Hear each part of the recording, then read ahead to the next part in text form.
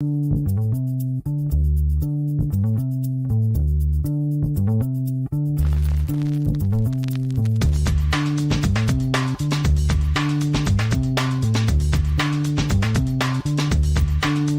to the acclaimed podcast, The Deep Dive, featuring your esteemed hosts, Andy Monitor and Drew Dinzik, powered by BetSperts. Welcome to The Deep Dive. NFL Week 1 is here at long last, Andy. It only feels like an eternity since we've been previewing and preparing for the NFL season. And now we get real deal, officially in the scoreboard counting games, beginning with Thursday Night Football as we raise the banner in Arrowhead. How are you feeling on the eve of the NFL kicking off sincerely? It feels good. It's my favorite sport. It's not particularly close. Yeah, Drew's on the road. I'm in the office, but we're ready to rock. No buys, so strap in. This might be a long one. We got 15 full-ass games, a lot to talk about. There's a couple stinkers that might not get as much love. There's a couple with just the right amount of uncertainty where I'm not willing to stick my leg out either way. I think it's stick your neck out. I can't even get my idioms right today, but yes, that's how excited we are. And yeah, we'll rip through them. If you're unfamiliar, we'll go through them all in rotation order. We'll talk about what we're betting, talk about what we're looking for to bet between now and Sunday. But I mean, for the most part, I feel like in general, most of our bets are placed by Wednesday, Thursday. Yeah. I usually wait a little bit on my teasers. And truthfully, I do want to talk a little about teasers once we get to it. And then once we get to the games, we'll talk a little bit about some of the profit exchange boost markets that we will are part of this year when we talk about the Thursday and Sunday night games. And yes, the Josh Dobbs MVP campaign starts now. I do. Oh yeah, I have a theory on that. Okay, well, save it for when we cover the shower fart game of the week, which is almost certainly Washington, Arizona. That one's not great. It's a great slate, though, overall. How are you feeling about the state of the NFL heading into the season? Do you feel like it's an uncertainty, or just in general, do you feel like you have a pretty good read on teams? Like, I guess, do you feel like your priors are going to get you through the first quarter of the season with a green number? It's a little different than we had last year with a lot more rookie starting quarterbacks right off the bat. I feel like right out of the gate. I feel like the new coaches are in the new coaches, and then the quarterbacks that moved, and maybe even some of the real, consequential coordinator hires. I think they're in more high leverage situations than we've had in the past, where it's like, a lot of new coaches were just, oh, that team's going to suck, or, we really only had Pickett to start last season, honestly, for the most part, for quarterback stuff. And even he didn't start. They went with Mitch for the first few games. So it does invite a certain level of uncertainty with all that going on. And then, I don't know, just it feels good to kind of be back to normal. Like we've had a bit to establish this is what a 17-game season feels like. This is what playing in Germany feels like. We're kind of past the era of, oh my God, what's going to happen with COVID? That season sucked with all the level of uncertainty and fucking Tuesday night football, Wednesday night football. Honestly, I kind of enjoyed some of that weirdness that we got, but I'm happy to just have a nice normal season. And just generally state of the NFL, I think we're pretty status quo. The only thing, and I mentioned it in the Discord today, it feels like we avoided all the ACL injuries in the preseason that we normally have.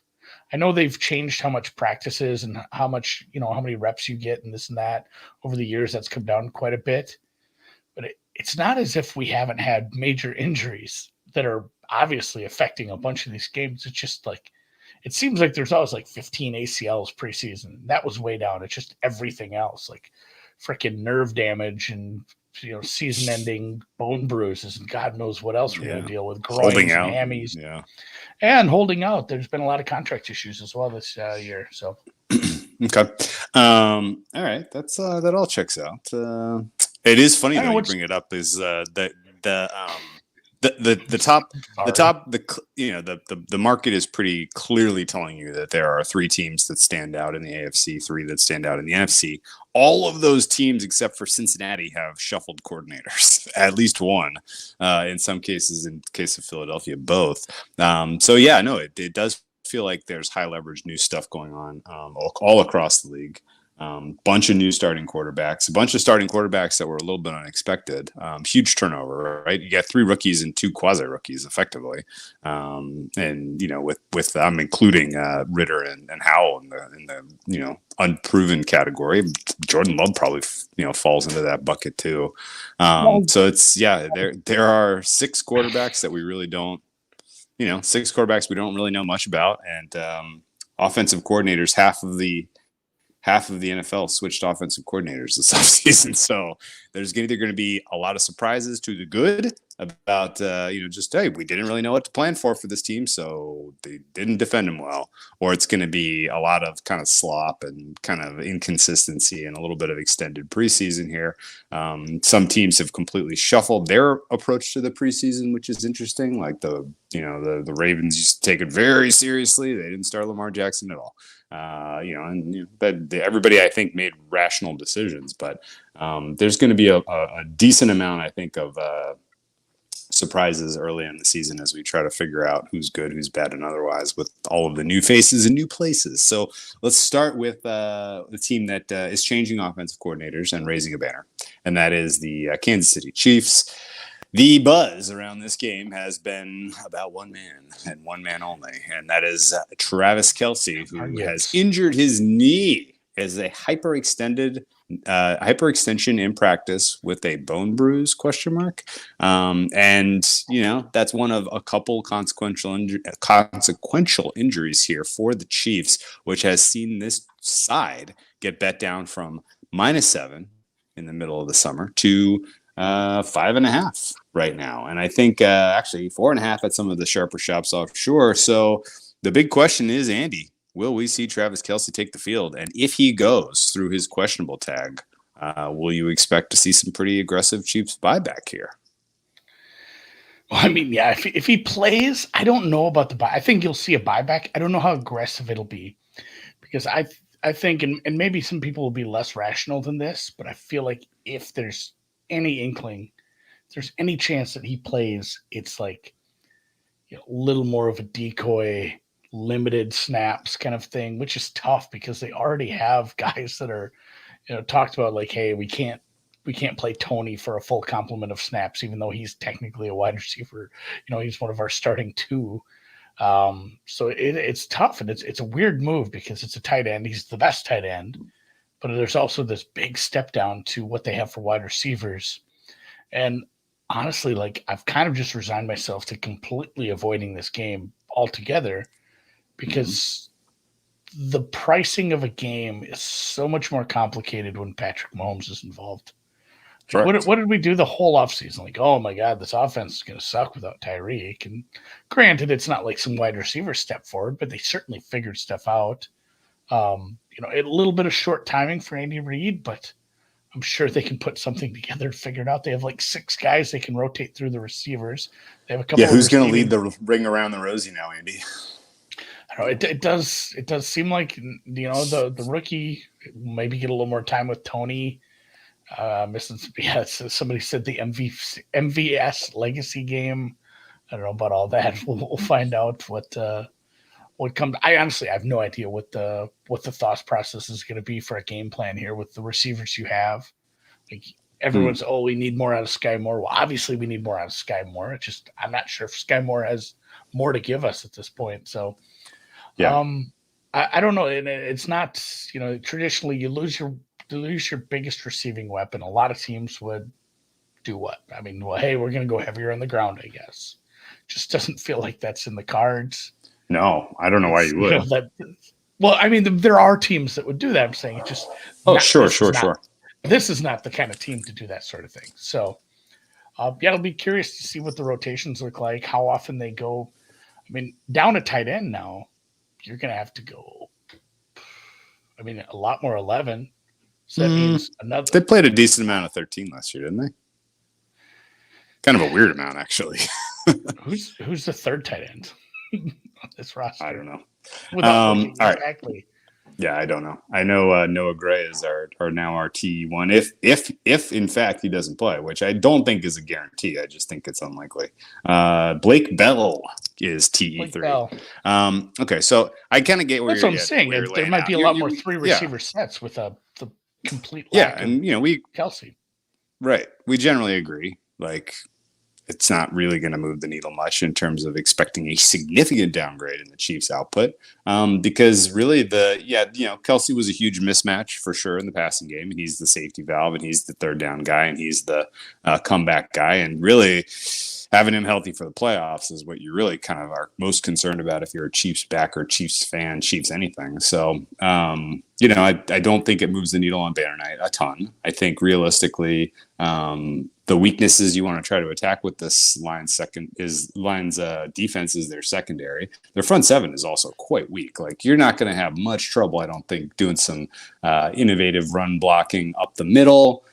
You have huge advantage of your interior O-line against their interior D-line. The D-line overall for the Lions is pretty weak outside of Hutchinson. He's kind of the only needle mover there. So I think that the scheme is going to be just fine to get the Chiefs kind of into the 28 to 32 point range.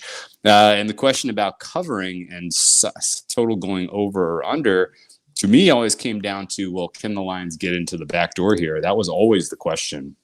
I think it's very reasonable to expect that with the Chiefs having lack of a pass rush in the absence of Chris Jones, who I guess we're assuming is not going to play, I think that even with him, like the Lions' offensive line is awesome, and they were going to create time for Goff. And even if the Lions are a little clunky to start because of the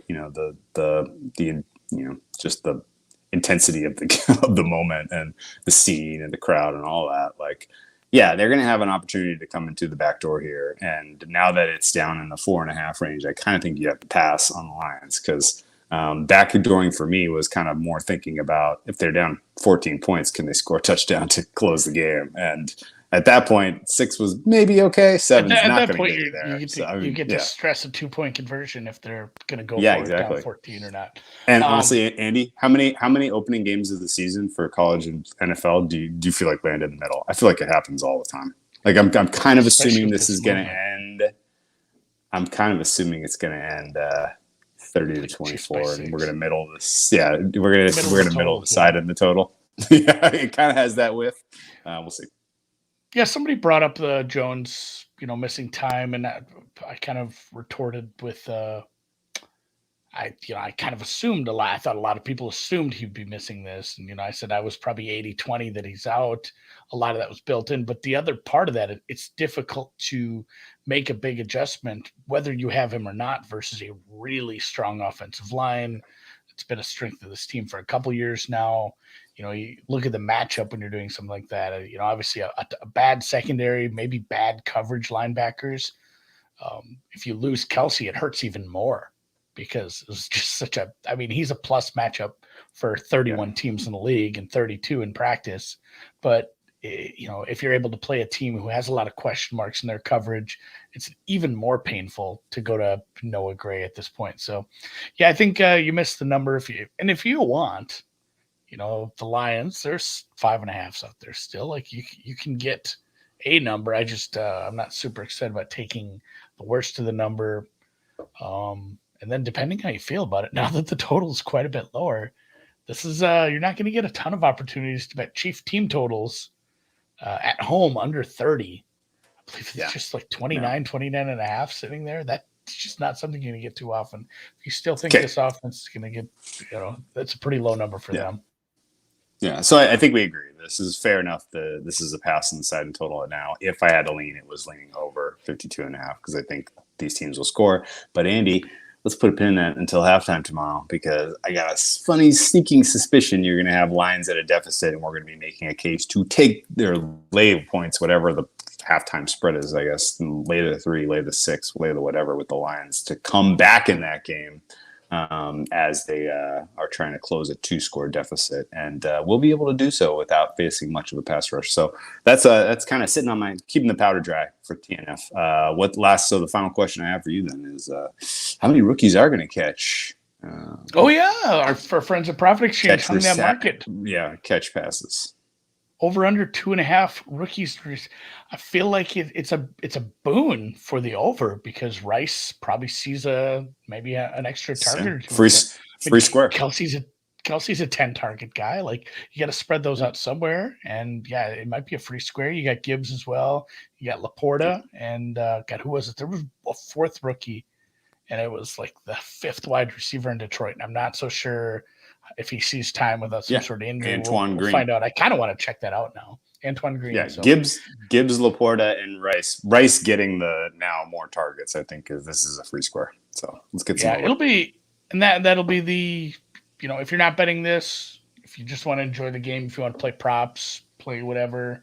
Our friend Noonan already has I didn't even go look what it was, but our friend Noonan over at 444 already has a defensive tackle prop for this game. Nice. If you remember over at 444, you can check that out. Is it Jack Campbell tackles over? I have no idea. I seriously have to go look. I just got busy this afternoon. I just seen it on Twitter. He had one. I didn't get into their Discord. But yeah, huge question. Who's Noobs playing for first touchdown? I don't know. I'm actually going to try my hand at that market tomorrow. I have a bunch of research I did this afternoon. I'm going to make some plays. I'll put it in the newsletter for sure.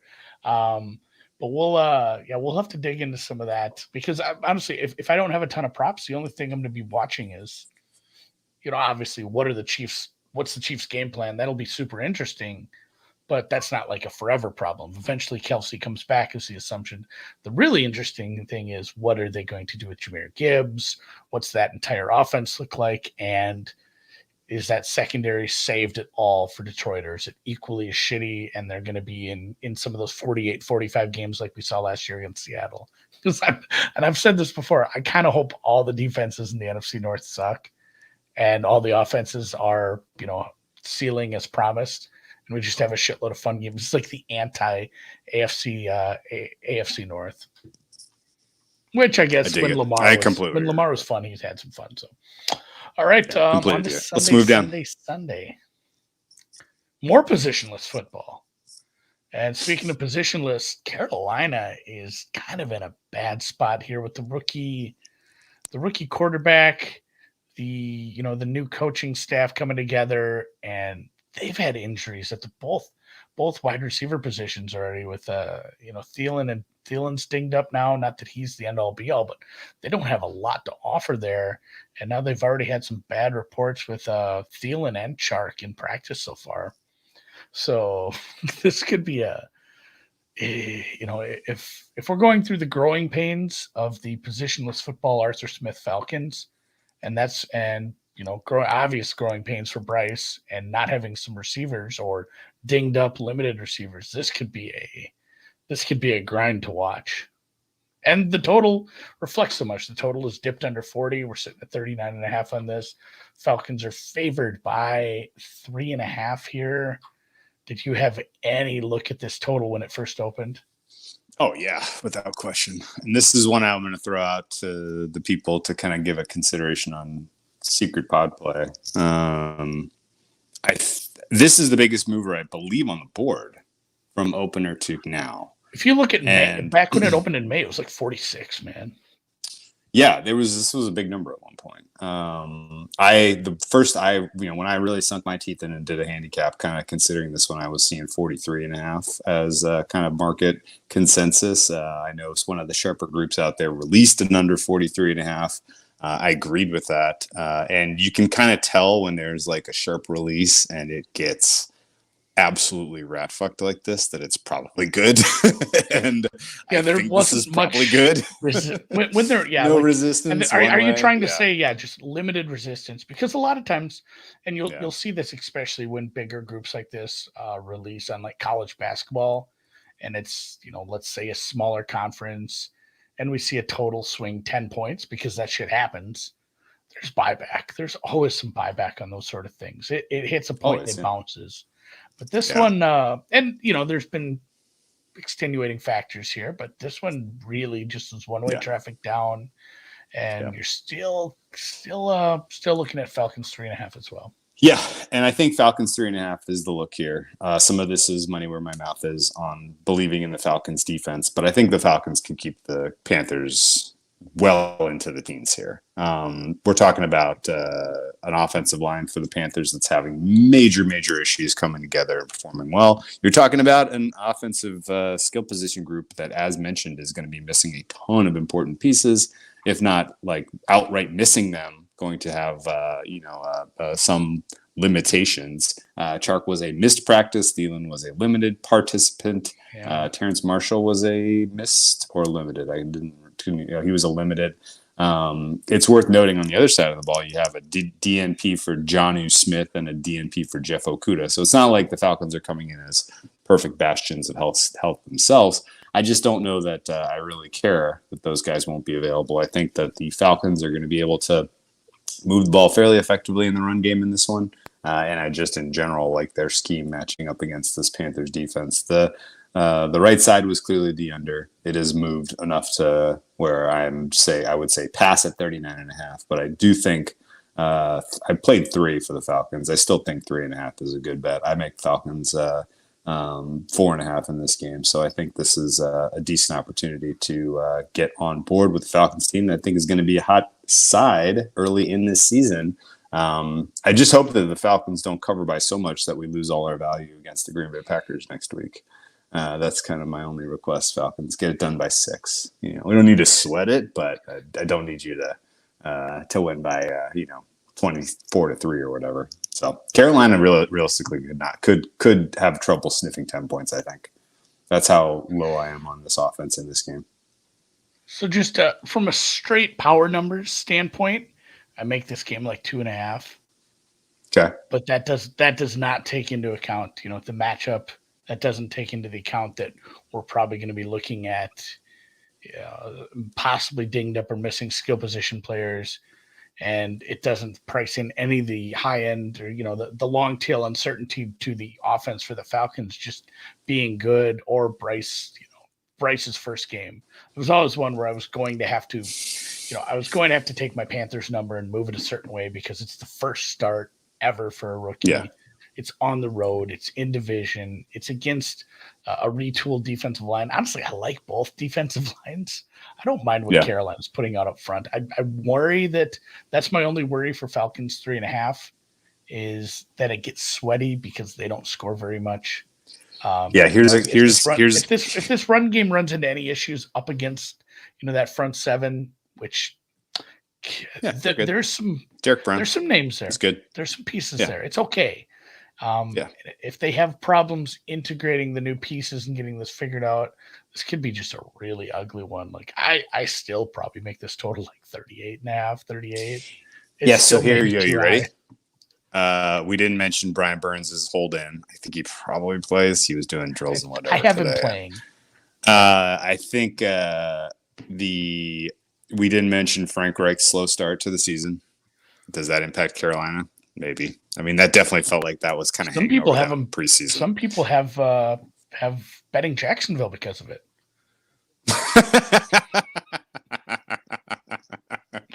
Shout out. I like the team total under for Carolina because it's going to be around 18. And if you kind of do the math and you're like, wow, we've had a big old shift from 43 to 40 to 39.5. Well, moving Carolina from 19.5 to 18, does that really move the needle for you? As long as it's over 17, 17.5, I'm probably good playing that under. What are your thoughts on that as a secret team? Yeah, I agree. And some good points made in the Discord as well. I know some people played that early when that number was bigger. So I think somebody might have got like a freaking 20.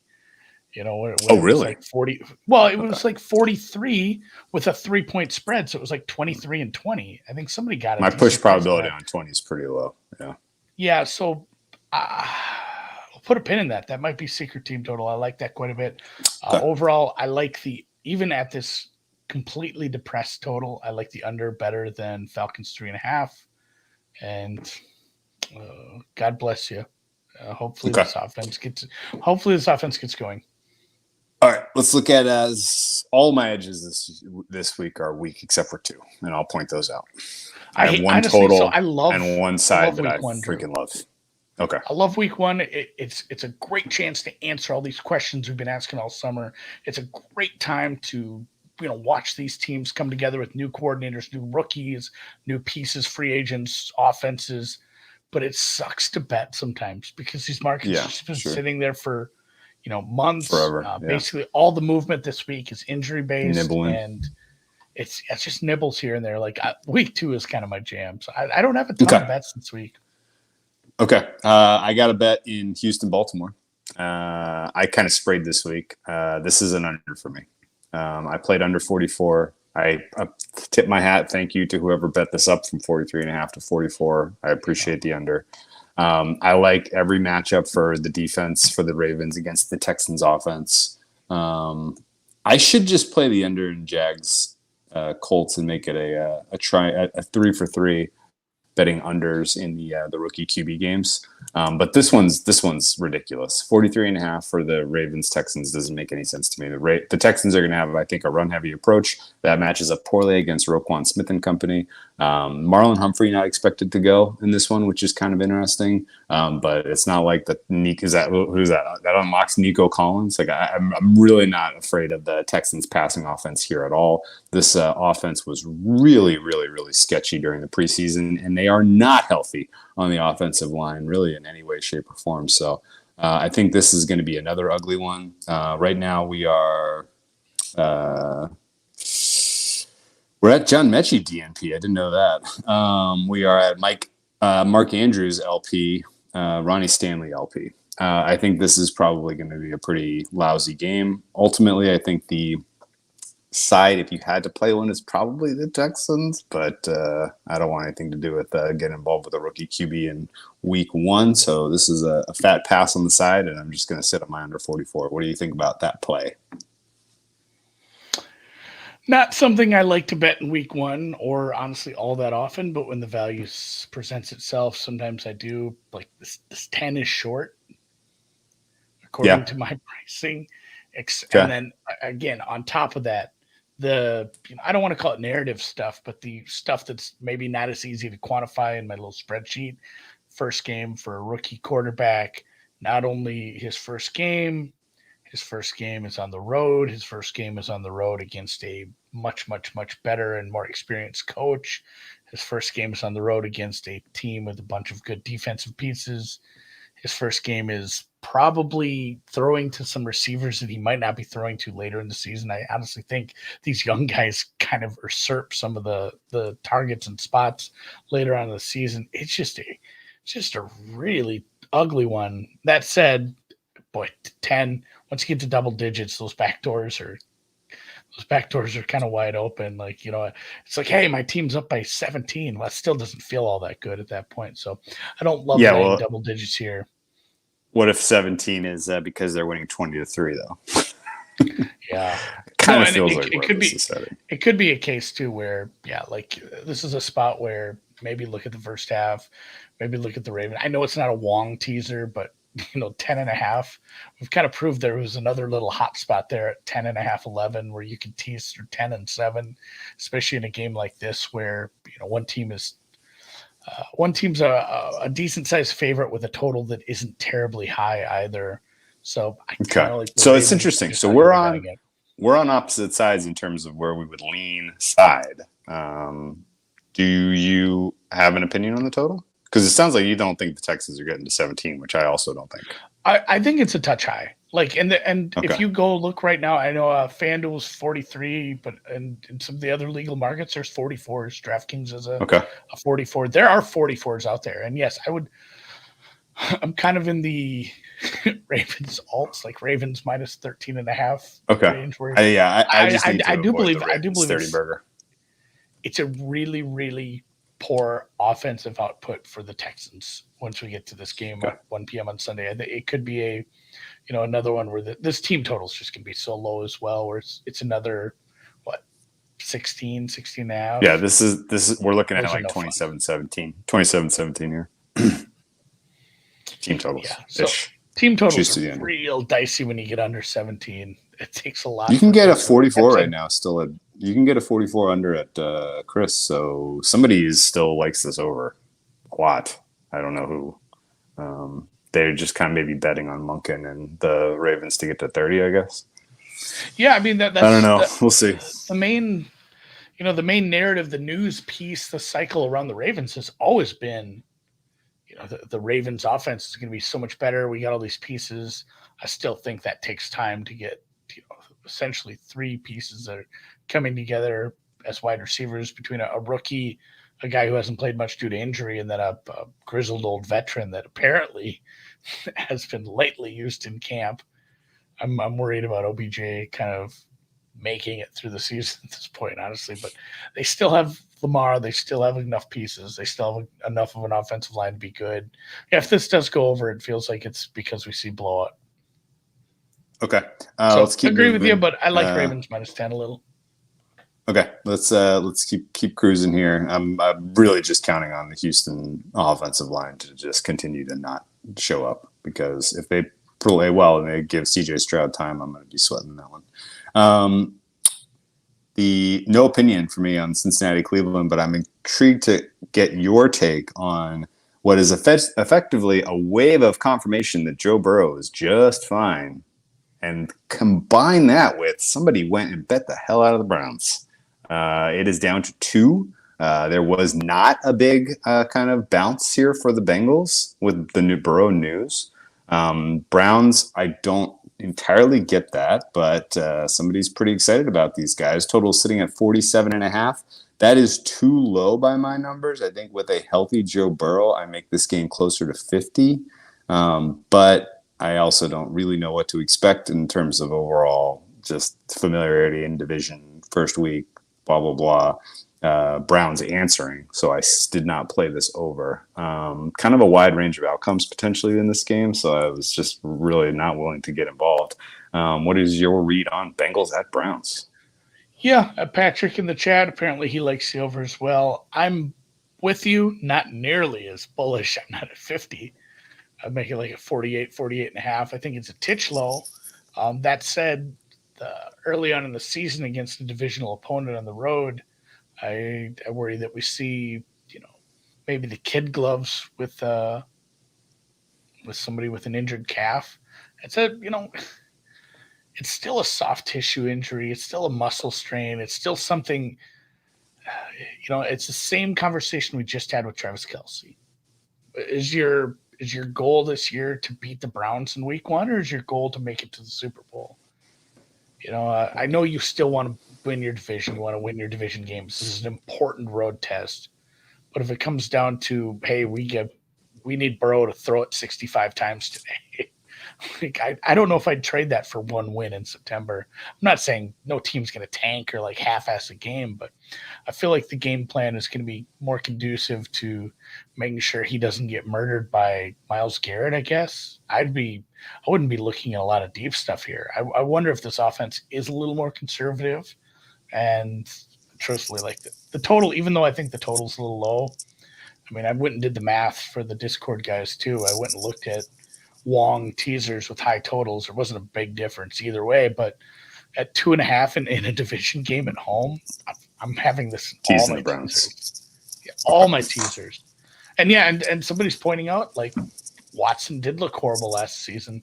That makes me nervous for the amount of points scored and for this teaser. But the full complement of the offseason, I saw a little bit of, he didn't play a ton in the preseason. We did get to see him looked a little more comfortable out there. And you still have one of the best runners in the entire game. You still have a true wide receiver 1. It's still a good enough team with a good enough coach at home to cover a teaser like here. And honestly, I think they might win. You think the Browns a lot? Okay. Oh yeah, for sure. Do you understand why somebody waited to bet the Browns until they knew Burrow was going to play? No, that didn't make a whole lot of sense. Now, did it? I guess once we started looking at some of those quotes from Taylor, it was like, oh shit, he's probably going to be in. It felt like a couple weeks ago the market kind of decided that.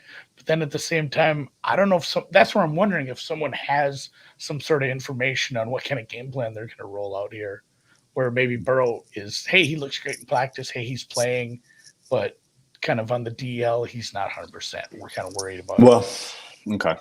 I'm gonna confirm some of my priors for sure on whether how to rate the Bengals defense on this game, how to rate the Browns offense on this game, and that's kind of why I stayed away. Is I kind of need a little more information before I kind of make a decision one way or the other. So yeah, this was a pass, but a must watch for lots of reasons. Let's move down 100% will be in the teasers for me. And yeah, Watson testing out a retooled secondary at home. I like his chances to play well. Yeah. Another kind of quasi-hot side as we move down the card, a divisional matchup between the Jags and the Colts. This has been bet out to Jags -5. Another one where it was like once it was kind of confirmed that Anthony Richardson was the starter, somebody went and bet the Jags. I kind of want no part of Colts one way or the other for a while here, maybe all season. I think that it's going to be tough for me to kind of gauge week in, week out whether they're going to be awesome or stink. On offense in particular, I think that's kind of a high likelihood of this game is that Calvin Ridley and Trevor Lawrence and Christian Kirk and that entire awesome group of weapons is going to score on this really, really suspect secondary. Do you have an appetite for Jags team total over, Andy, and or do you want to bet this game at all? This is one too, and this is putting it out there a little bit too, because what did I just say about the other two rookie quarterbacks? I was worried about them. We don't have Jonathan Taylor. This is the guy who's the most raw, but I believe in this coaching staff, and I like this team enough where I'm with you there, but I also think we see kind of hey, we have Anthony Richardson. We have to keep figuring this out. This offense might be a second half like Colts bet, but also I will be on this over. Okay. As shitty as the Colts can look early in the season, as many times as they've lost, like just kind of AR. This is stupid narrative based stuff, but AR just out there playing some fucking street yard ball in the second half, putting up 3 touchdowns to get them within 10 points late or something. It feels like there could be an awful lot of points in this one because I'm with you there. I love how Calvin Ridley looks. I like the growth of Trevor Lawrence. I like what they're doing with the coaching staff down there. I think they have something cooking on offense. And yeah, the secondary can absolutely be taken advantage of indoors on the turf.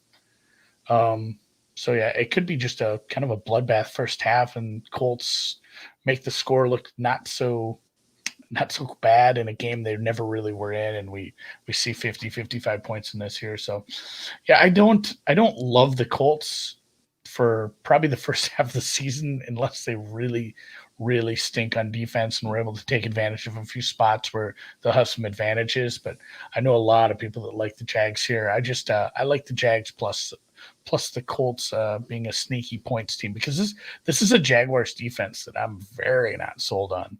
This is one of the easier tests that Indy's going to have. I don't know if through the first half of the season, honestly, defensively, it sucks that it's right off the bat because Richardson just, completely lacks any experience he'll start to gain here. But I like this over.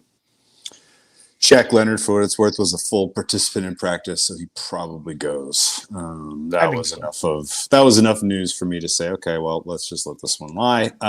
Let's move to 461, and I'd like to cede the floor to you, Andy. Are the Minnesota Vikings 6 points better than anyone in the NFL, not named the Cardinals?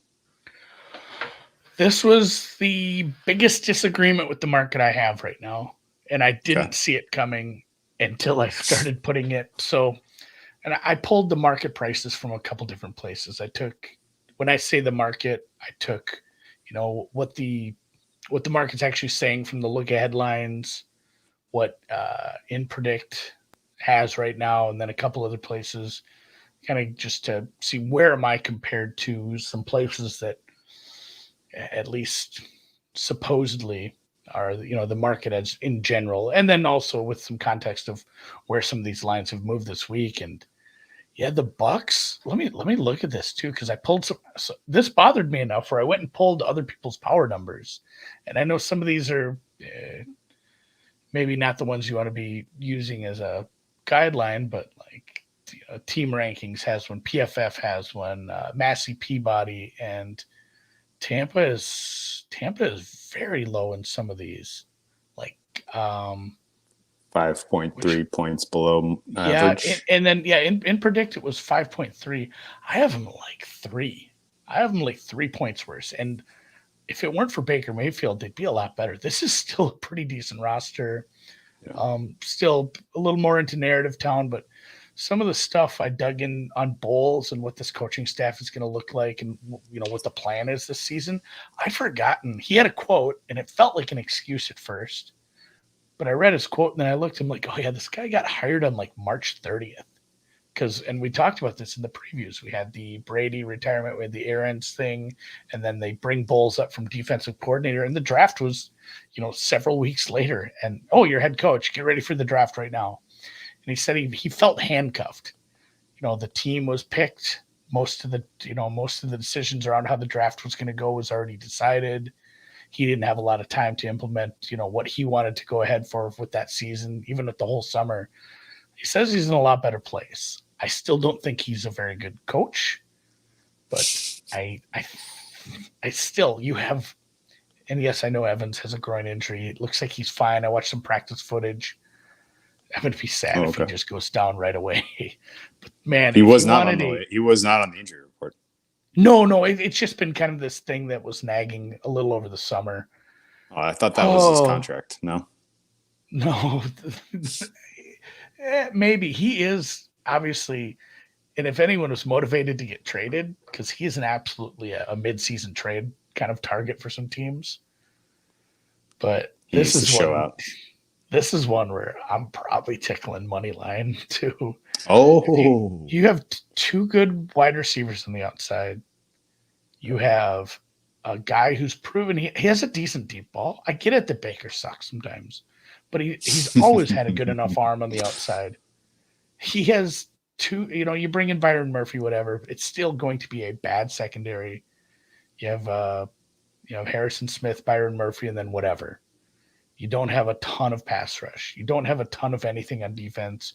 Flores is going to be figuring it out, and maybe it kind of turns into what we saw. What did we see with Arizona last year where they got real aggressive? Everyone says that, hey, let's get aggressive. Flores is going to be aggressive. I know the Chiefs. I shouldn't compare the Chiefs from last year with the Bucs from this year, but it always sticks out in that game. Like, what happens if you get too aggressive with a shitty defense? Where the Cardinals just blitzed constantly last week. They lost in week 1. They lost by like 1 million. Yeah. If this defense decides they're going to be aggressive, even if they're good at disguising some of these blitzes, the secondary cannot be put on an island with Godwins and Evans. It's a bad idea. That there's going to be some deep balls here, and I think Tampa's super live. So, well, you've twisted my arm. I'm in. 6 is a big number. This is not when I really thought I'd be betting week 1, but it's moved, number, right? Like, it was moving around. There was some 6 still. Yeah, 5. Some spots 5.5. So it's kind of hovering around there. No opinion on total. Although if I was forced to bet it, I'd play over. Just because I think your point is fair, which is Buccaneers can score into the 20s here, and that should be enough to get this over 45.5.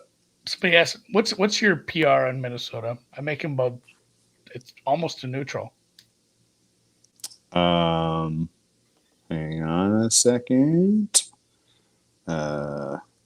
Yeah, I mean I'm right at really close I'm a to zero. Yeah, I'm actually a little under 0. Yeah, I'm a slight negative on them. I think the Minnesota offense looks how it looks, but if this defense can't get off the field, I don't see them covering. It's not even last year when there wasn't a ton of games. If you remember, there wasn't a ton of games they won by margin. Yeah, I think the Vikings are the 22nd best team in the NFL, and I think they're about a -1-ish. So, but that said, I don't think the Buccaneers are a -6-ish. or whatever the math has to work out to with the home field advantage to get them to -6. Charles is 2 steps ahead here. If the Bucks do win this, and you get an Eagles route, week two could see a great overreaction line for week 3. Yeah. Because I'm not saying I like Baker Mayfield in this offense to have this crazy year. I like him against a shitty secondary. Yeah, right. I get that.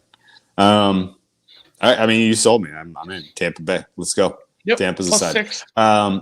Let's keep moving. Line. Let's keep moving down. Yeah, they might be the survivor killer. That'd be great.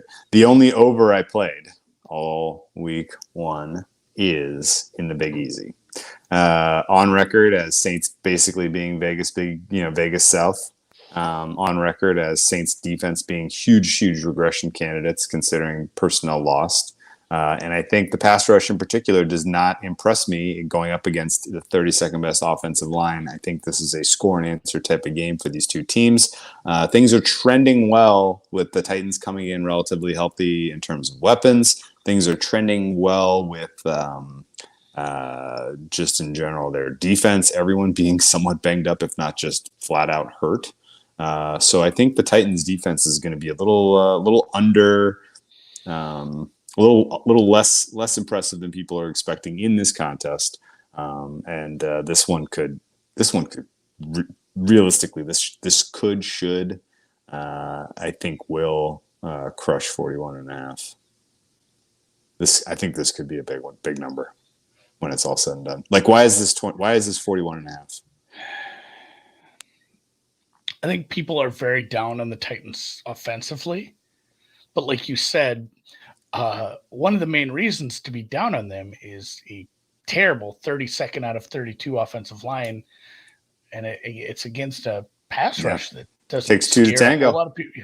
Yeah, again, if you put weakness on weakness, it's definitely a boon to the Titans offense. They still have a fairly good running back. They still have a really good coach. They have a coach that, I mean, he's Dan Campbell without the flair. He always gets buy-in. His teams always seem to have the best things to say about them, and they play hard. This was a 1 seed 2 years ago that had no real business being a 1 seed. Like, this is a team that has always been a pain to play, and they went out and got a wide receiver 1. Like, this offense might have a decent day. Kind of on the road. Yeah. Can I? And again, I talk Saints about team total over. I talk about Vrabel too. It's not a coaching staff we're excited about with like Dennis and Carmichael. Like, anyone who's really, really bullish on the Saints this year, I'd want some reasons. I get Carr. Schedule. Carr's probably the schedule in the division is it. So yeah, I agree with you, but I kind of like the Titans here, and I feel gross about it. Okay, so if you like the Titans and this total is that low, should we play their team total over? Because this is only going over 41.5 if the Titans are answering, and I think the Titans can score 17 points here. I think they can definitely clear 17. The thing I like about this total, honestly, is I like the full game over rather than a team total because I feel like both offenses could really impress to the good. Saints, I mean, the Saints have an absolutely awesome, right now healthy cadre of weapons in the passing game. The Titans are a pass funnel who, oh, by the way, are missing their best cornerback. I don't know. I guess it depends how you feel about Caleb Farley, I guess, but I think he is the best cornerback on that roster. And I mean, if the Saints are scoring and then the Titans have to answer, Treylon Burks looks like he's going to be good to go. They have a couple interesting weapons. I like this tight end. I think this is actually a pretty damn good look ultimately. And I don't know that I'm going to back another Titans over all season, but this one looks bettable to me. Yeah, I make this about a 3. I'm just looking at my numbers, but at the same time, matchup wise, like we've been saying, it's a really nice spot for this offensive line to not just get completely blown up like it's going to several times this season. And yeah, it'd be Titans or Titans team total for me. I am a little worried about the Saints. Like, Olave is great. I haven't seen it, for a long time yet. It's not like he's been doing it consistently for years, and we can fully put the trust in him as the one because there's still injury concerns there. And, you got your suspended running back. You've got Derek Carr coming into a newish system. I don't know if I want to really lean on that as much with all the help they had kind of integrating him into the system. And it's not a real big change. So I think they might be fine. It just might look gross for the, maybe the first half here. Might take a little bit to get going. I'm with you though. I just like the Titans a little better. I haven't made a decision on that, but very much leaning towards taking the Titans. Yeah, I'll walk back my Caleb Farley comment a little bit. So the reason I have him the highest rated of the young secondary is because he was first round draft capital, but he's kind of sucked since he's been in the league. So maybe his absence will not ultimately be felt. All right, over still on the board. Let's skip some team totals there. Does that sound good? Yep. Niners, Steelers. Big. Got a little resolution today, so yeah. What's your temperature on the delta between how you power rate the Niners in this game compared to what you think their potential will be as we go deeper into the season? Like, what's the delta you're willing to kind of concede? I could see going up by this many points in terms of rating. They're already pretty high, man. There's a non-zero chance we're sitting here a quarter of the way through the season and they're the best team. On paper, at least from a power number. I have them around a 4.5. Okay. You think you could go as high as 7.5 at some point? That's 10, and that's kind of a tentative, hey, I don't quite know if I trust Purdy for reasons of that might have been fluky or he might have been small injury sample, prone, yeah. And it's a very, very small sample, and teams have had time to figure this out, but teams have just never really figured out San Francisco. It's been always been a case of just the Niners have had bad injury luck and bad decisions by Shanahan in the playoffs. It's not like other teams have just solved it. No, your offense stinks now. They have so many weapons. Yeah, this team could go up to a 7. This team could go higher than that. And a lot of it is just because there's not a lot of teams that have this sort of upside on both sides of the ball. Like your upside is to be the best offense and the best defense, which is crazy saying that with Brock Purdy. It's still just such a goofy thing to say, but with the pieces around him and what they do with the ball in their hands, if you have a top 5 defense and a top 5 offense, you should be like a 7.5. It depends where the rest of the market's at. Yeah, I definitely admit that I misread the resolution of the Nick Bosa thing, but I definitely have the Niners as the biggest positive delta expected between now and when we get to the playoffs. And it's because I think, number one, Brock Purdy getting through a full season as the starter will improve from whatever he is right now till whatever he will be as we go into the playoffs. And I think just in general, the offensive line right now looks like huge question marks because of inexperience. As those guys come together and gel, they will be better. Similarly with the secondary pieces. But the underlying point I wanted to make was I have a disconnect between some of the parts with the Niners and where I rate them right now, because I have some questions about the way that the Niners are rostered. Just the way that just how much it's going to take until they get up to full speed, full strength. Some of that is doubting Purdy coming out of the gate, coming off such a serious injury, playing such limited preseason that he's going to be, a world beater week 1. And in particular with his offensive line having some issues, the interior offensive line having some issues going up against a Steelers pass rush that I have huge regard for. I think that can be a distinguishing factor in keeping the Niners from really looking all that crisp in this game. Niners are playing a long game this season. Their Super Bowl, their Super Bowl is the vision, is the plan. An out of conference road game to start the season with a quarterback coming off an injury, with Bosa coming off such a huge layoff, and then so many new pieces, new defensive coordinator. All that to me smells like this is a spot that San Francisco could underwhelm out of the gate. So I played the Steelers, and I don't regret it, even though Nick Bosa will ultimately take the field. All of the positive buzz around the Steelers offense from the preseason will have to be backed up by a very true tough test, because there are absolutely Hall of Famers that are going to be out on the field for the Niners defense in this one. But I like the opportunity that the wide receivers are going to have to make their mark in this game. Without looking, can you name the starting cornerbacks for the amazing Niners? I just know the safeties. Ward. Long name Ward. Good call. Name Ward. Charvarius Ward. Ward. Yeah. And this is funny too, Patrick. Demonador Lenoir. I want to go in a completely different direction with this game. Okay. I am on the precipice of the greatest season of NFL betting of my career next year in the preseason. I have like a paragraph of notes on every team. Tendencies, this was my plan to like figure out. I went back and did last year and this year.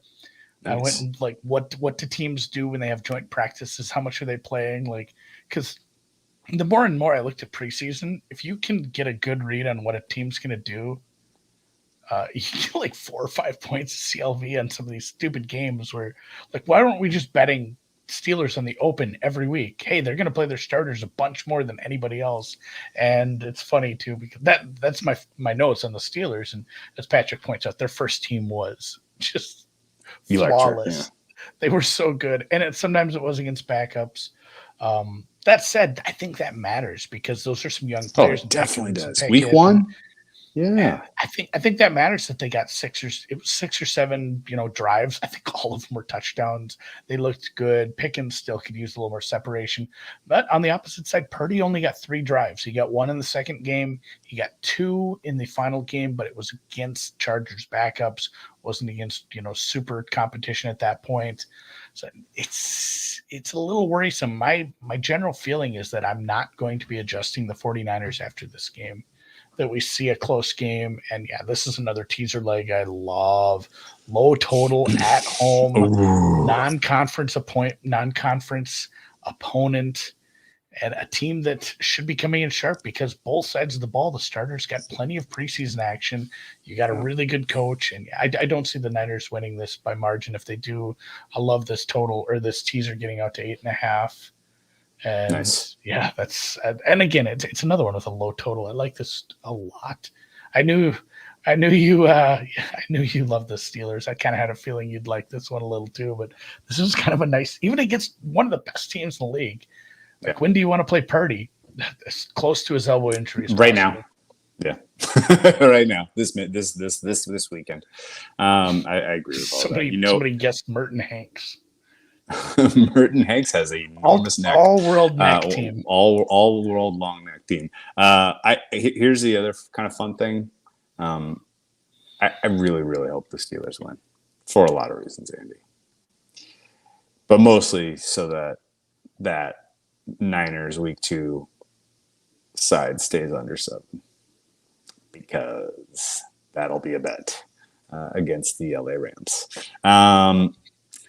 Luke asks what I'm pairing this leg with. Cleveland and the Jets. Cleveland. Probably That's betting a good it one. Twice. And a 3-leg. If you can get 3. Did you say the Jets? You're putting the Jets in there? Maybe.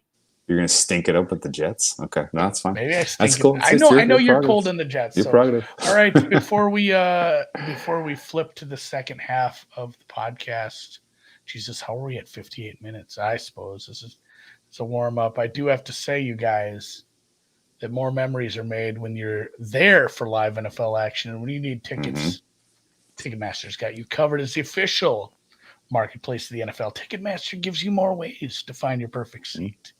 Their interactive seat map gives you 360-degree previews of your section. So you make sure you have the best view of those pivotal plays. And if your plans change, Ticketmaster gives you more flexibility to sell or transfer your tickets. Plus, Mobile tickets make getting in on game day a breeze. You can even customize your Ticketmaster app to rep your team colors. Mine would change every week depending on what my biggest bet was. You can find your tickets at ticketmaster.com/NFL.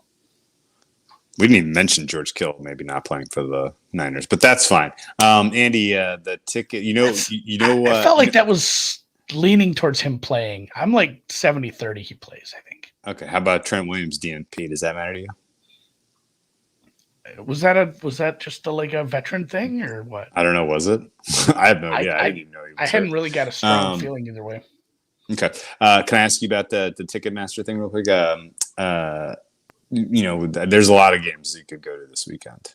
You could go to Raul John and spend time with Magic Johnson and company. There's so many choices. You could be live in person for the Shower Fart game. I do love winning. Which of these games would you pick to be live this week? Because there's so many good choices. The only choices I can't pick a Sunday game. It would have to be a primetime game. I would not want to miss the other games. Okay. I'd go to the Meadowlands and watch Josh Allen. And I've only been to 2 NFL games in the last 10 years, and Josh Allen was in one of them. Do you remember the Vikings? Remember they were a 17-point favorite, and Josh Allen beat them by 20. Yes, that was incredible. If you picked the Giants in the Meadowlands, you could actually double up and go see Alcaraz Djokovic during the day, although you miss football, obviously, which you don't want to do. You could see Alcaraz Djokovic at Flushing Meadows, right out to Giants Cowboys. Yeah, you need an extra TV this Sunday. Jets. Guys. Yeah, this is a big one because we have the U.S. Open. This finals. is a big one. I probably would pick Djokovic Alcaraz. I think I would love to see that in person. This feels like the one that won for all the marbles. What are grandstand tickets going for right now? Oh God, maybe 2-3K. 2-3K for semifinals. Yeah. All right, man. Let's talk about the Shower Fart game of the week, which is, of course, the Cardinals at the Commanders. Commanders are -7. Total is 38.5. I made some jokes. And I looked it up because I want to know what was the first week 1 bet I made. When did I make it? Because I knew it was this game, but I wasn't sure when. I made a bet on this game June 30th, Andy. June 30th. I played a parlay, what they would give me at Bookmaker at the time, between Commanders -6 and under 40. I think it was under 40.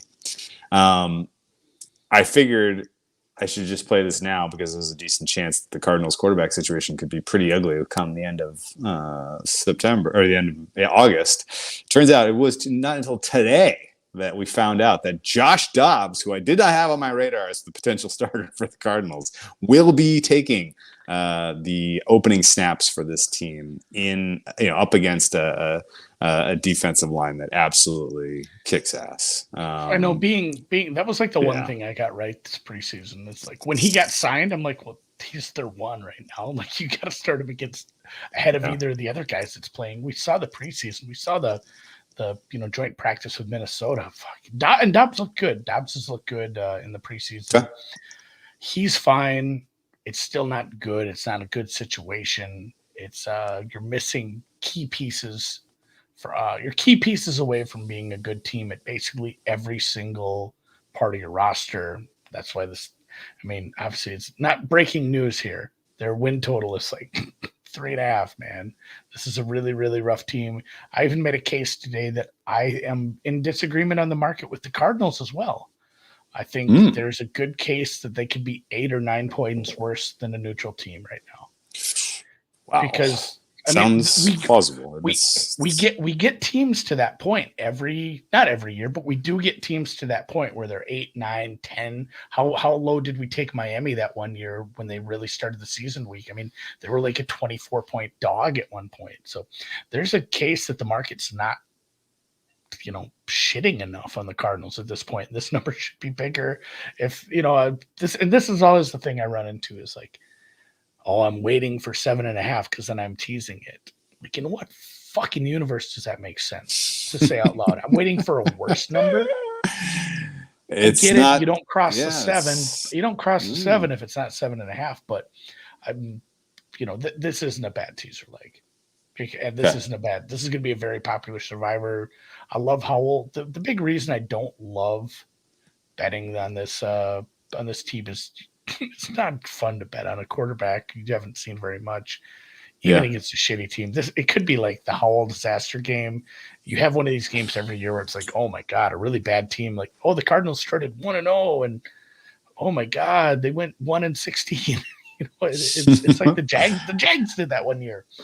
But I'm not saying that's super feasible. Obviously, any given Sunday, anything can happen. But I'm not super excited to lay, even against a team I said I think the market needs to be colder on. I'm not excited to lay a touchdown with Sam Howell yet. And I like the kid. It just, basically I saw a little of it last year in some preseason. So, going to be a popular survivor pick. It's a shower fart game.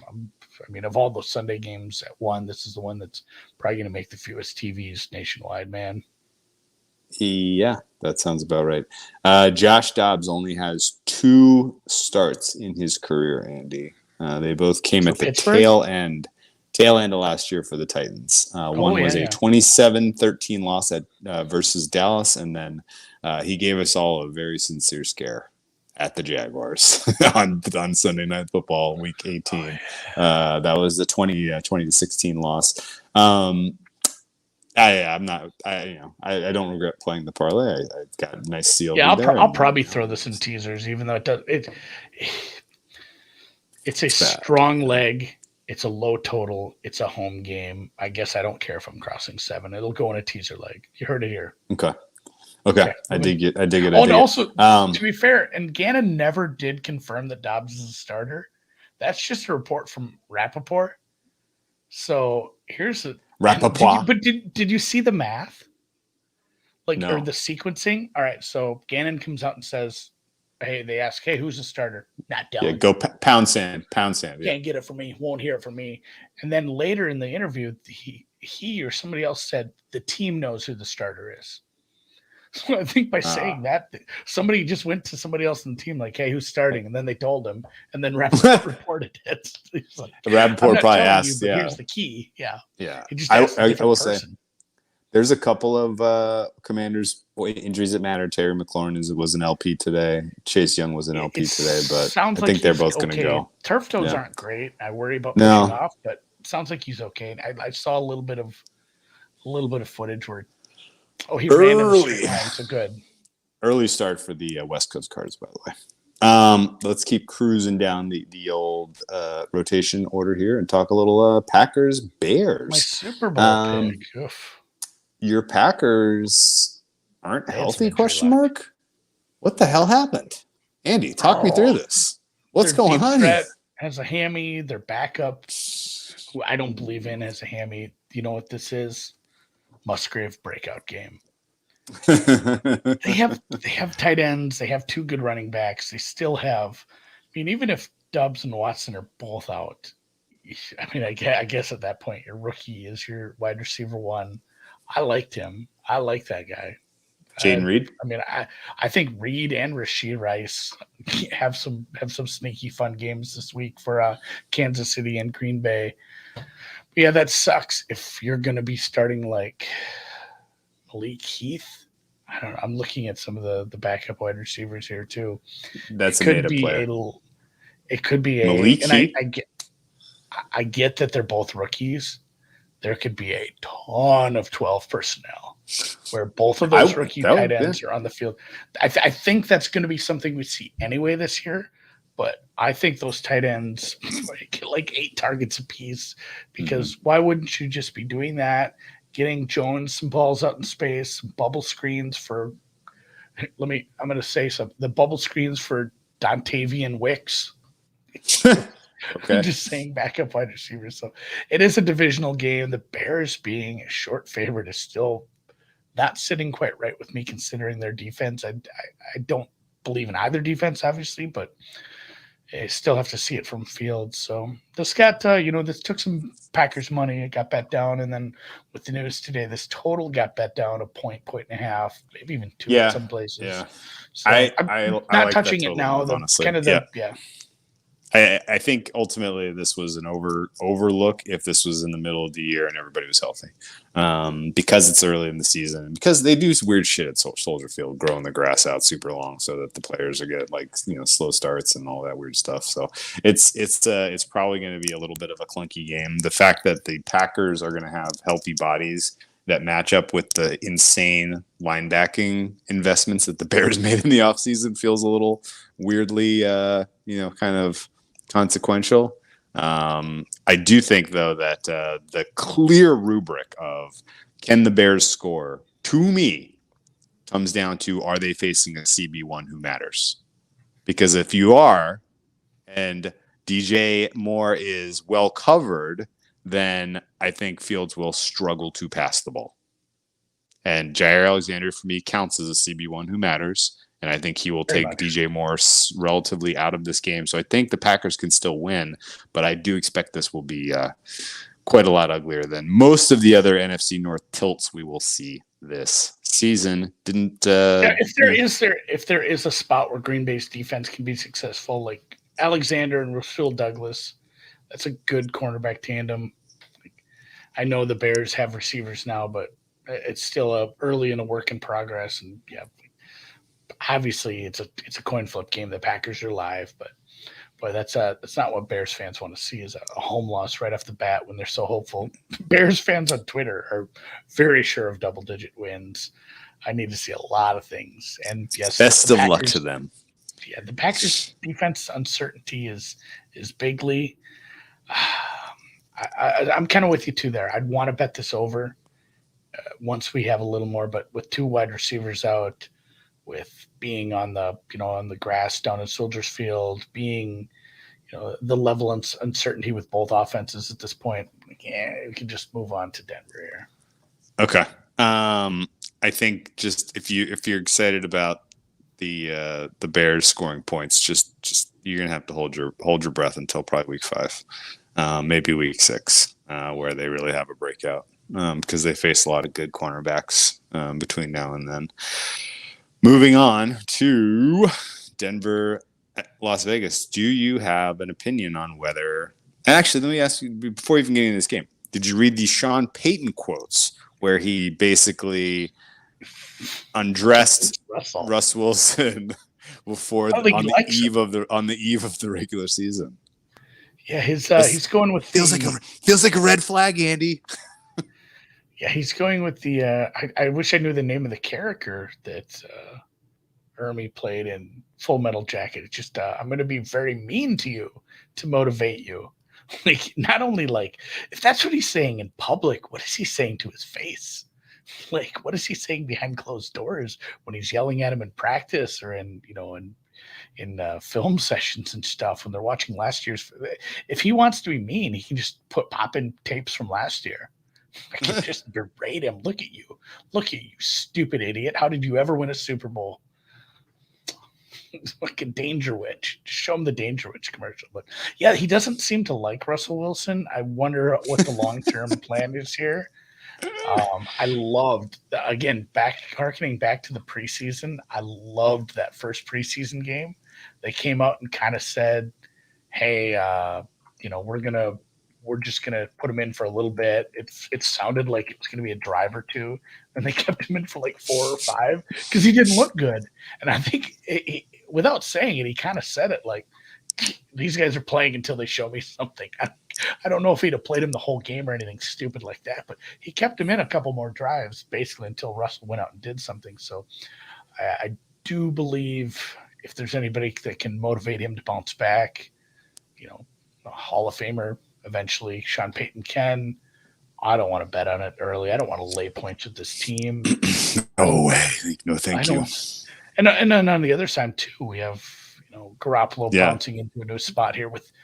Yep. And Judy. So the Judy situation is fluid, but it sounded kind of good today. And I know. Yeah, it sounds like he might play. I'm very shocked by that. There's a decent chance he plays, so he might have, not obviously Tim Patrick's done forever, but he might have a decent complement of weapons. There's just people him, and then other people coming off injuries. But yeah, both tight ends. Both both tight ends banged up for the Broncos. I don't know that you're going to see a smooth, clean Broncos offense in this one. It's kind of same old, where the defense is going to have to hold the Raiders to teens for the Broncos to have a chance to win, and it may not happen. I regret not getting involved with the under here, but I cannot pull the trigger on a Raiders under, man. Like, the secondary stinks so bad that it's just tough to envision that this defense plays, gets stops. It's very, very hard for me to envision it. Chandler Jones is MIA. It's all Max Crosby now. The Chandler Jones saga, I don't think that had any sort of resolution since that started. So no way. It is Max Crosby and 10 guys. 10 guys. Well, you know what? I'll say 9 guys plus Marcus Peters. Okay. All right. Yeah, Marcus Peters is fine. But there's some serious washed potential. There's some washed whiffs on Peters, so we'll see. I don't know. Maybe I'll come. Maybe I'll change my tune and I'll play that under. But I can't play Vegas at altitude in week 1. It's just really tough to get your guys up for that specific condition. And no interest in playing Denver in this spot until we see what the hell's going on with them. A little bit of Denver money came in, I guess. This is now 4 at Chris. Interesting, because I would have thought this was going towards 3. Divisional game like this, and those bad vibes usually mean the money's going to come in on the dog. But I guess somebody believes in Sean Payton a lot. I do not. We shall see. This is one where I pray there's more Broncos money. I want no part of forcing my hand of using this into a teaser leg. I don't want this to get back down. And obviously, it would take quite a bit. But well, let's talk about the game of the week from a kind of meaningful, non-divisional game standpoint. It is the Miami Dolphins at the LA Chargers. Really, really fun handicap here as we have a rematch of a game that was super one-sided at the end of last season. 2 playoff teams from last season, both wild cards, 2 teams that had aspirations of making a Super Bowl run this year, matched up week 1, man. You got new players for both the offensive side of the ball for the Chargers, the defensive side of the ball for Miami. That's kind of the matchup I think matters the most here. If you're going to tell me Fangio versus Kellen Moore, who you got, I'm going to go Fangio, even though the cold water has been thrown on the fish, Andy. This whole preseason has just been one giant throwing cold water on them. I still think this is going to be a competitive game for Miami. I took the flat 3s. They finally showed. And I think that's a modal outcome for me for sure. But I think the second most likely outcome is Miami wins by 3. So don't mind holding a +3 in this contest. A big, big old push probability here for me. And I'm so happy to have a flat 3. What's your breakdown of Dolphins at Chargers? Yeah, I told you this too early on in the week. I said the 3 numbers that I disagree with the most. 3 out of the 4 were Miami or Florida teams, and I make this like 1.25. And it's not a disagreement on one team or the other. It's on both. It's kind of I'm off market by about, 3/4 of a point on both of these teams. I know the total's kind of high and maybe that doesn't matter as much, but yeah, if you made me bet this, again, it would be a Dolphins team in first week of the season. So travel doesn't hurt as much. You've essentially come off a bye. You're not getting in the ice tub after even a home game last week. You had last weekend off. It's just been practices, walkthrough. So the travel, even though it's cross country, is negated a little. The home field advantage is little to nothing. They just don't seem to have people that care about this team. I'm going to see a lot of teal and orange in the crowd. And I mean, it's even a later game, so they have even extra time to travel and get ready and get settled once they get out to Los Angeles here. I'm worried that we're agreeing too much.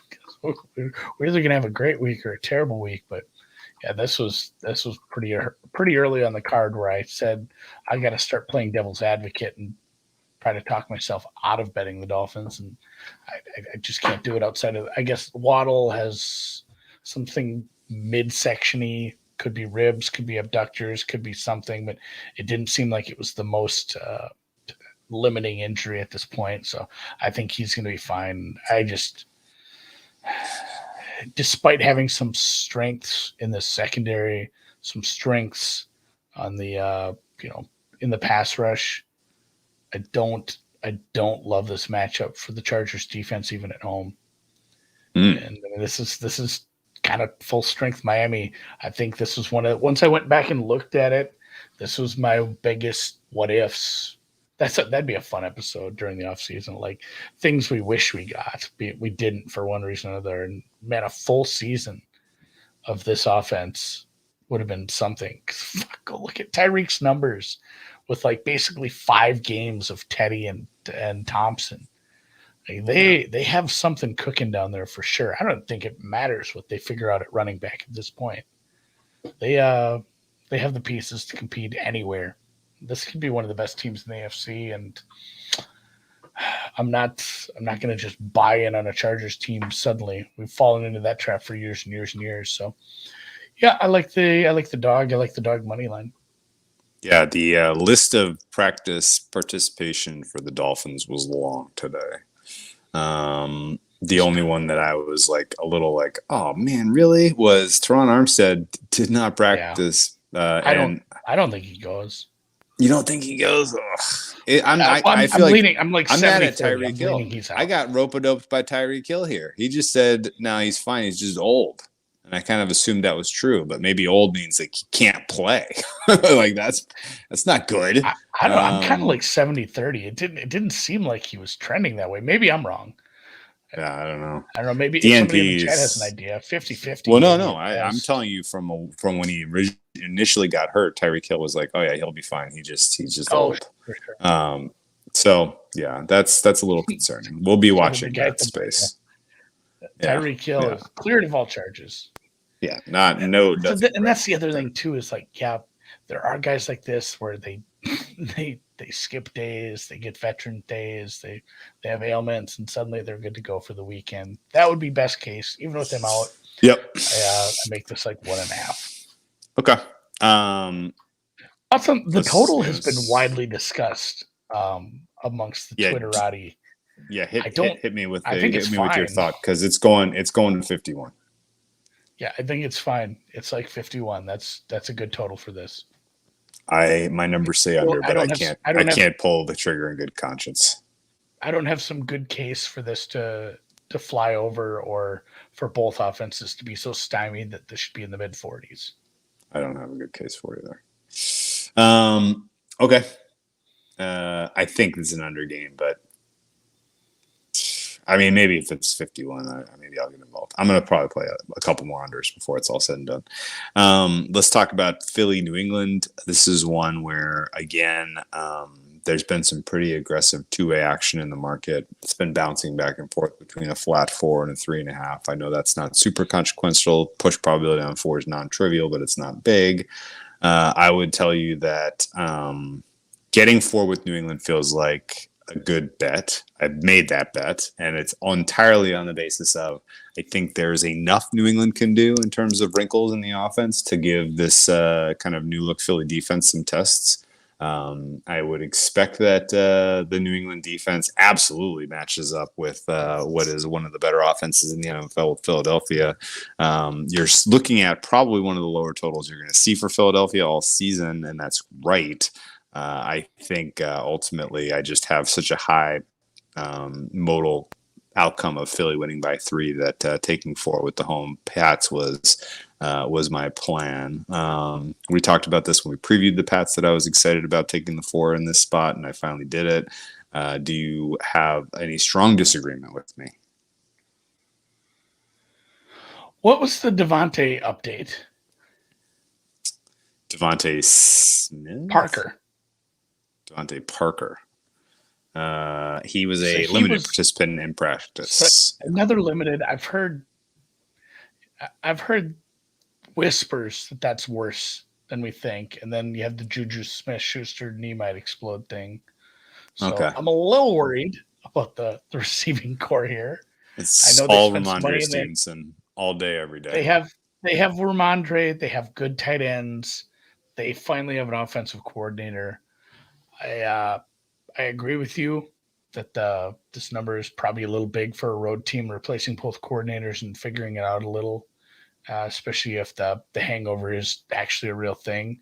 I just can't. I can't bet. I can't bet against the Eagles with a team that's going to start this kind of offense. And truthfully, like staying inside this number, what does their offense have to do? Because I believe in this Patriots defense. I've seen it. I've seen it in the preseason. Hell, I've seen it with the backups. Like this Patriots defense is kind of humming earlier than it normally does. I need at least 2 touchdowns, and then a couple field goals, 1 maybe 2. Can you give me 2 touchdowns if you're the Patriots? Let's assume 1's not a special teams. Assume there's no defensive touchdowns. Can the Patriots offense give me 2 touchdowns in this game? Yeah, my number's 3.5. I have no appetite for betting Bill O'Brien with the pieces he's been given yet. Okay, mostly just worried for me at least. I hate betting an under in an Eagles game, but I don't have this total this high. I'm like a 43. No, and that's where I'm at too. At 23-20 is a big modal outcome for me, by the way. The concerns I have revolve around the health of Trent Brown and Cole Strange. They were both limited participants in practice. I really, really hope that the first team offensive line is a go for the Pats, because if you can match up bodies on bodies with that D-line, then I think Patriots can get their 2 touchdowns and we can cover a 4. Don't feel great about that one, but I played it. What say you? I'm going to be quick to bet the Eagles live at a worse number. If what we see from if we're seeing issues up front for New England, if we're seeing just like I don't know what the exact word I want to use just for the continuity is not the right word. Just any sort of confusion lack of on the offensive side. Lack of communication. The reads not being there, just Mac not jiving with this new system quite yet. If we see that looking bad, you're just not staying inside this number. You can't. No, your defense, even at home, your defense isn't going to keep this team to what? At that point, your defense probably has to keep them to like 17 or less. Yeah, it's still a big ask. Yeah. Okay. All right. Let's move on to the actual shower fart game of the week, Andy. Oh God, I'm going to go. I haven't 40 to nothing. I haven't determined if he's up at North. I can't think of the name of the hospital in the Twin Cities, or if he's down here at Mayo. I'm going to go look for Cooper Kupp tomorrow. That is my promise. Is he MIA? He's still in Minnesota, I guess. So that's my promise to you. They're considering IR, Andy. Yeah, I'm going to go see if I can find him. I was going to ask my wife to search. I think she'd get fired if she's like looking up random patients in the computer. So we won't do that. But there's bad news for basically it's not just, this is our wide receiver 1. This is a guy who's very much in the conversation to lead the league in catches, yards, offensive player of the year. And after that, it's a lot of Tutu Atwell or Puka Nacua. Is that how we say this? Van Jefferson. Tyler Higbee. Go get him, buddy. Yeah, Akers. I get it. It's still a divisional game. It's still a show me that you can do it again after Geno had a bad second half of the year. Relatively speaking, it's not like he was horrible. And we still have Aaron Donald, but the rest of this defense for the Rams is very, very suspect. It is in Seattle without Kupp. I don't know if I can price this properly. I am embarrassed to tell you what my number is, so I'm not going to tell you because it is the step down in what I'd have for an offensive. Yeah, what I'd have for an offensive rating for this team without Kupp and the other pieces is hard to quantify. But honestly, this number, we might look back at this and be like, this should have been 7.5. I would think hard about it. Yeah, the other part is the NFC West games always get goofy. I don't know, like with Kupp in this game, anything can happen because he could seriously. Doesn't matter if everybody knows he's getting the ball. He's shifty. He plays around the field. He can kill you Yeah. over the middle. No matter what kind of defense you're playing, he can take over the game because they still have a very good quarterback, despite the injuries and the looming threat of retirement. But without Kupp, I just don't know how they stay in a game like this. And we do think the Seahawks defense is taking some steps forward despite missing some pieces in the secondary. That's a spot where they have a dearth of depth. Yeah. Yes. Andy, who can cover Van Jefferson, Tutu Atwell, and Puka Shell necklace guy? It's Trey Brown, Reek Woolen, and Devin Witherspoon. I assume Devin Witherspoon's going to play. Who cannot cover? Adams is out for sure, but Adams Quadri is out, Diggs is a very good safety as well. Very good, yeah. Who cannot cover DK Metcalf, Tyler Lockett, and Jackson Smith and Jigba? It is Akila Witherspoon, Darion Kendrick, and Kobe Durant. This is a mismatch for the ages. I'm very, very excited to have a number under 7. This is a favorite side of the weekend.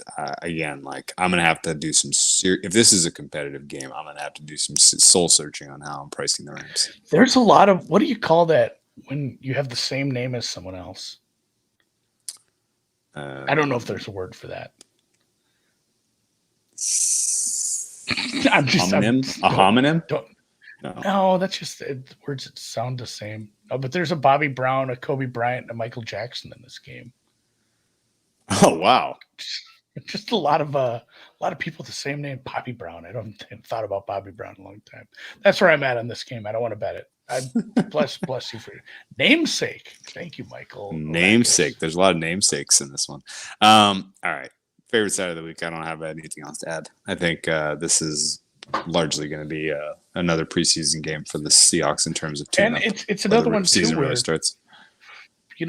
Nobody gets excited about doing this sort of thing, but sometimes a game is just so clearly not even going to get garbage time. Where it's at some point there's going to be a definite case. Be I should bet Seattle -14 live right now. Yeah, they should probably get Stafford out of there at some point. And they don't even really have a choice because it's Stetson Bennett isn't here. Yeah. I don't know. I don't know, man. That's good. This is a good Bobby Brown joke. It is their prerogative. Yeah, that is a good Bobby Brown joke. I don't know that people remember Bobby Brown at all, really. But what was the name of his group? Oh God, I don't know. I'll look it up. I forget. Let's talk about primetime. Dallas at the Giants. What a game! New edition. Thank you. We get a new edition of the Cowboys offense in this one with no longer coordinated by Kellen Moore. It is now Mike McCarthy at the reins. I have one question, though. Yeah. Did they sign another quarterback? They only had 2 on the roster. If Stetson's out, did they not? They have to have somebody else, right? I feel like they elevate Brett Rippon from practice squad. Okay, I was going to say I just didn't know who they had on the practice squad. Yeah, Brett Rippon is QB3 there. Love that. Okay, Cowboys Giants. It is not hyperbole to say that I have gone back and forth on the side and total of this game no fewer than 20 times, which is usually a good sign to pass. So I have passed. The matchup that I am the most concerned about if I'm backing the Cowboys. You want to go first take on it? You pick a team, I'll pick a team, and we'll just argue. Okay. Yeah, sure. Because I'm the same way. You pick first. Very good. You pick first. All right. Yeah, you pick side and total to argue, and I'll take the other. Okay. Well, go ahead. Maybe the Cowboys and the over are a bit correlated? Are they? I don't know. I think in order for the Cowboys to cover this, I do think their defense has to play pretty well too. This is another one. You're probably right though. You look on paper, and the Cowboys look like this could be the best team in the NFC, not in the Bay Area or or Philly. And there's a decent case that they're better than Philly. There's a decent case on paper. This is the best team in the NFC. they have the pieces. You have an experienced quarterback, and yes, the turnovers were an issue. That wasn't always completely his fault. You clean that up. You get a little more health at that position, and you have everything you need. You have a top-end running back who can catch the ball. You have the wide receivers. You have enough of the offensive line, and you have studs on the defense. This is such a good team. Asking them to go on the road in division, cover 3.5 against a team that's added some other nice pieces to a team a little ahead of the curve in the rebuild is tough. If they do it, the defense plays well enough to befuddle Kafka and the gang.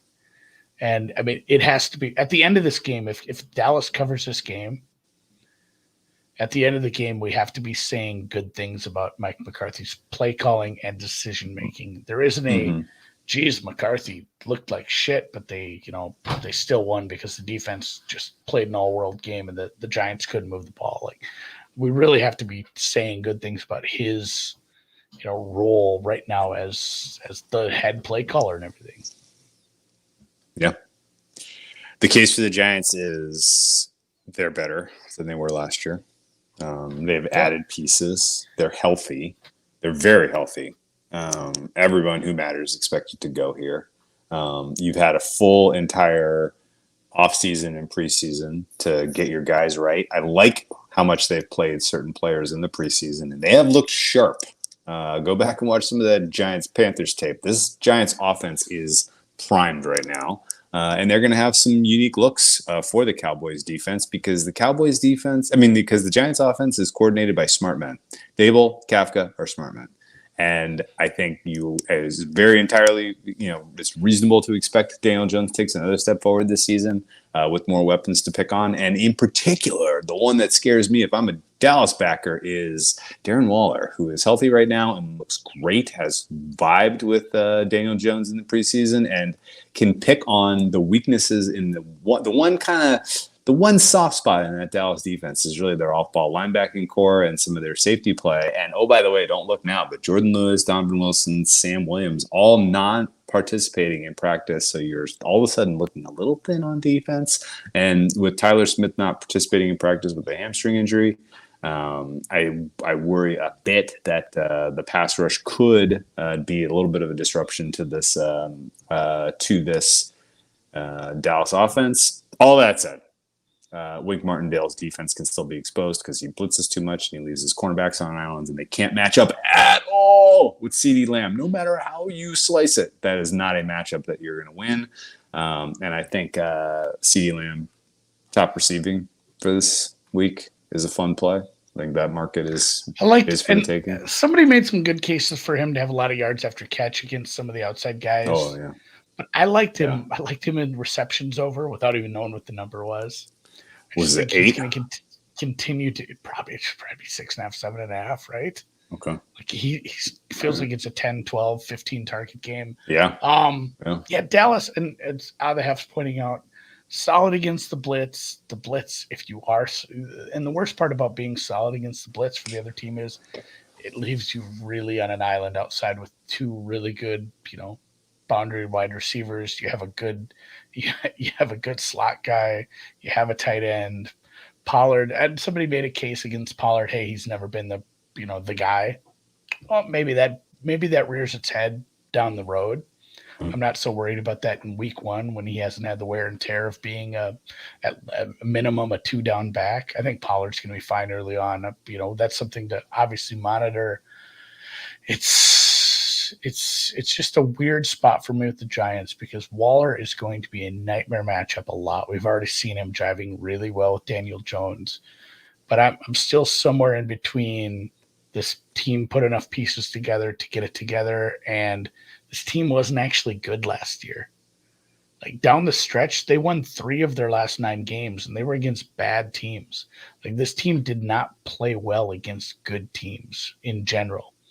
Yeah, I mean, we saw that Eagles game that ended the playoffs, but like the 4 wins after the bye were like Indy, Washington, Houston, and then a Vikings defense that talk about a dream matchup for game planning with what they had on offense at that point. Like Daniel Jones looked like Joe Montana that day.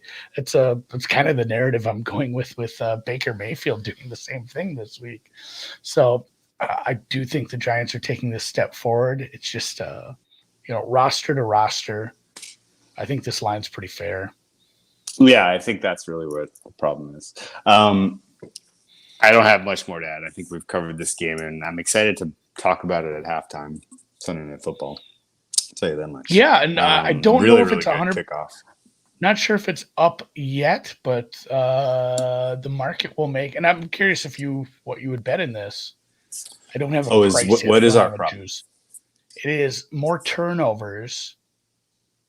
Daniels versus Dak.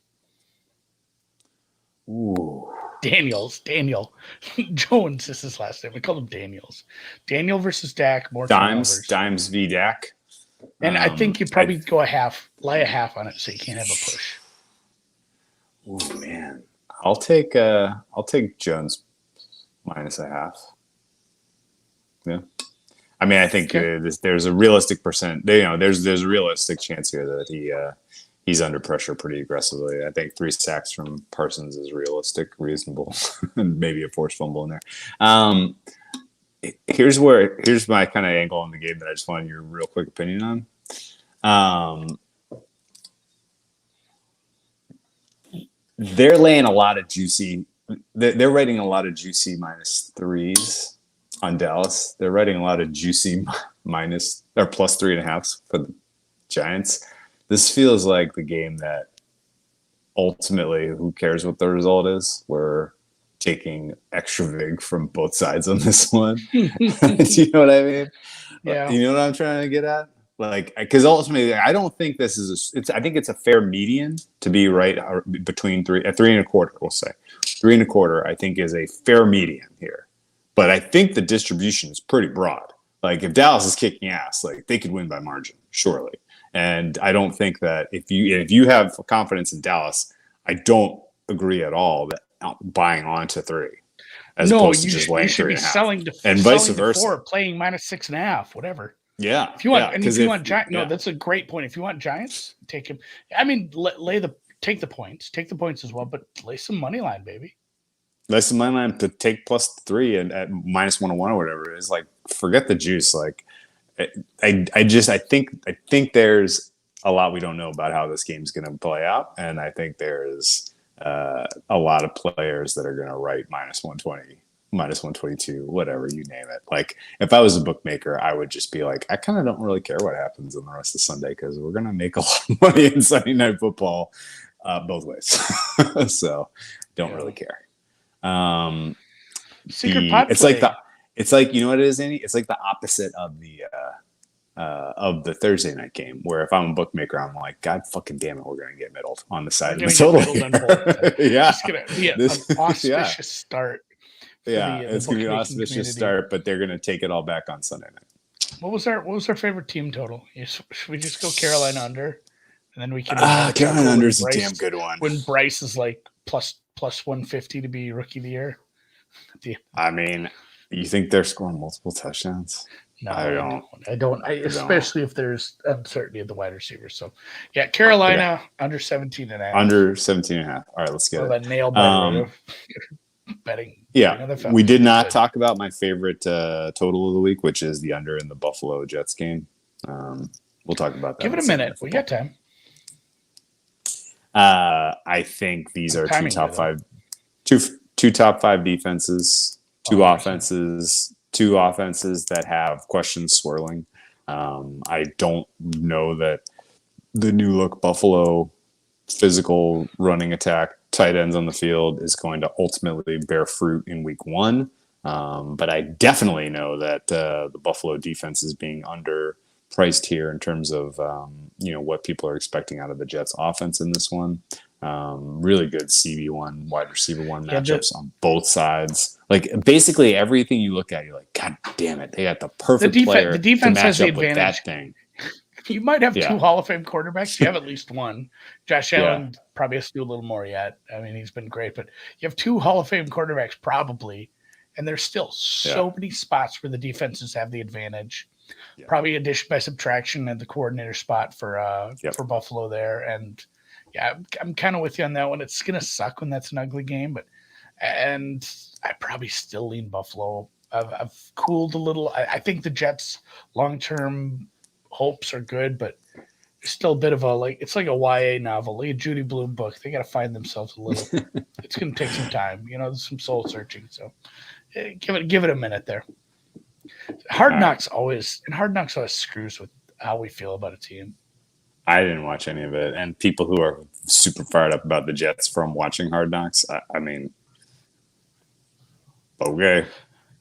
Yeah, the only I will probably be using the Jets because I do believe the defenses will keep this to a low scoring game.